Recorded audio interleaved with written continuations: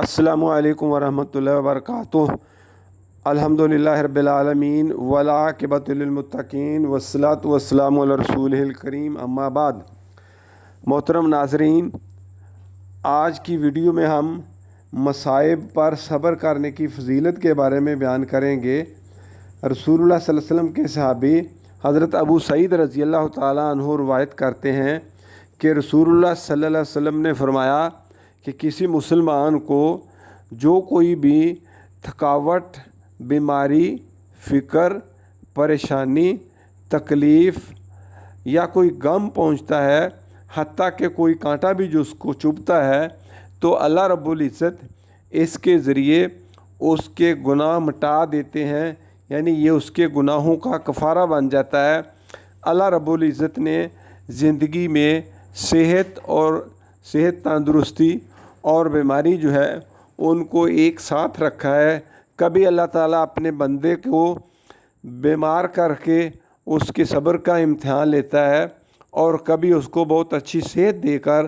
اس کے شکر کا امتحان لیتا ہے۔ تو مومن کا معاملہ جو ہے وہ ہر صورت میں ہی خیر والا اور اچھا ہے۔ رسول اللہ صلی اللہ علیہ وسلم نے فرمایا کہ مسلمان کو جو بھی پریشانی آتی ہے تو اللہ تعالیٰ اس کے لیے اجر کا باعث بناتا ہے، اور قیامت کے دن جب دنیا میں مبتلا لوگوں کو مصائب پر صبر کرنے کی وجہ سے اجر دیا جائے گا تو لوگ یہ تمنا کریں گے کہ کاش دنیا میں ان کے جسم کینچیوں سے کاٹے گئے ہوتے۔ تو رسول اللہ صلی اللہ علیہ وسلم کی عادت مبارکہ تھی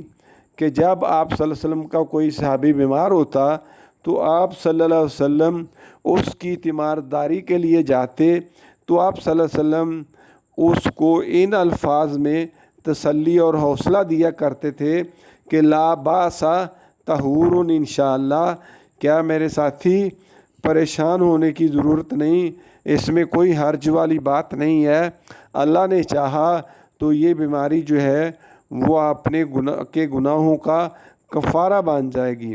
ایک حدیث میں رسول اللہ صلی اللہ علیہ وسلم نے فرمایا ہے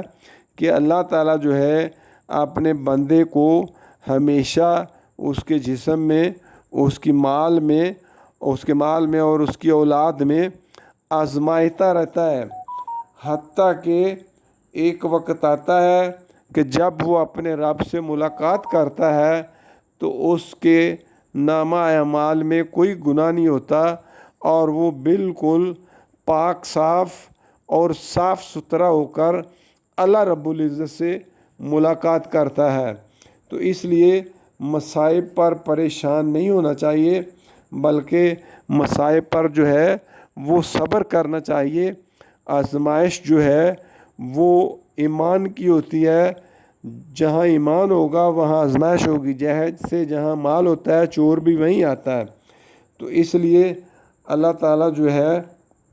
وہ ہمیں بھی اس بات کی توفیق عطا فرمائے کہ ہم پر جو بھی مصیبت، غم، پریشانی آئے تو ہم اس پر جو ہے وہ صبر کریں اور اللہ تعالیٰ سے اچھے اجر کی امید رکھیں۔ وَمَا عَلَيْنَا إِلَّا الْبَلَاغُ الْمُبِينُ۔